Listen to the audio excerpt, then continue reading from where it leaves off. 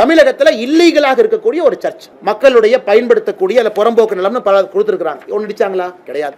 எத்தனை மசூதி இடிச்சிருக்காங்க? கிடையாது. தமிழ்நாட்டில் எந்த சர்ச்சும் மசூதியும் ஆக்கிரமிப்பு நிலத்தில் இல்லையா? இருக்கு. ஆனால் என்ன ஒரு நியாயம்?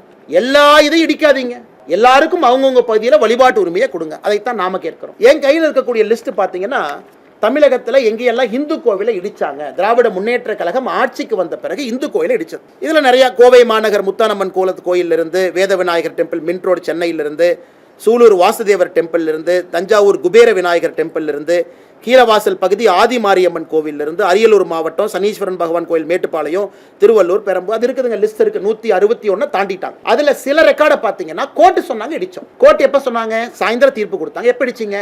அடுத்த நாள் காலையில் 2 மணிக்கு. அப்ப கோர்ட் வேணுமா? அதாவது சில இந்து கோவிலை இடிக்கும் பொழுது கோர்ட் சொன்னாங்க நாங்க இடிச்சோம். அதுக்கு சில order by Madras high court citing encroachment, Madurai corporation high court direction. Night கொடுத்தாங்கன்னா காலையில் 2 மணிக்கு இடிச்சாங்க. அன்னைக்கு கோர்ட் வேணும். ஏன்னா ஒரு கோவிலை இடின்னு கோர்ட்டு தீர்ப்பு கொடுத்ததுக்கு அப்புறம் காலையில் 2 மணிக்கு இடிச்சாங்க. ஆனா இன்னைக்கு அதே கோர்ட்டு திருப்பரங்குன்றம் மலையின் மீது தீபத்தூண்ல தீபத்தை ஏத்துங்கன்னு கோர்ட் சொல்லும் பொழுது இவர்களுக்கு கோர்ட் வேண்டாம். கிட்டத்தட்ட 161 கோயில்ல பல இடத்துக்கு சோர்ஸே இல்ல, ஆர்டரே இல்ல. எந்த ஆர்டர் பேசிஸ்ல அவங்க இடிச்சாங்க? கோர்ட் ஆர்டரே இல்ல.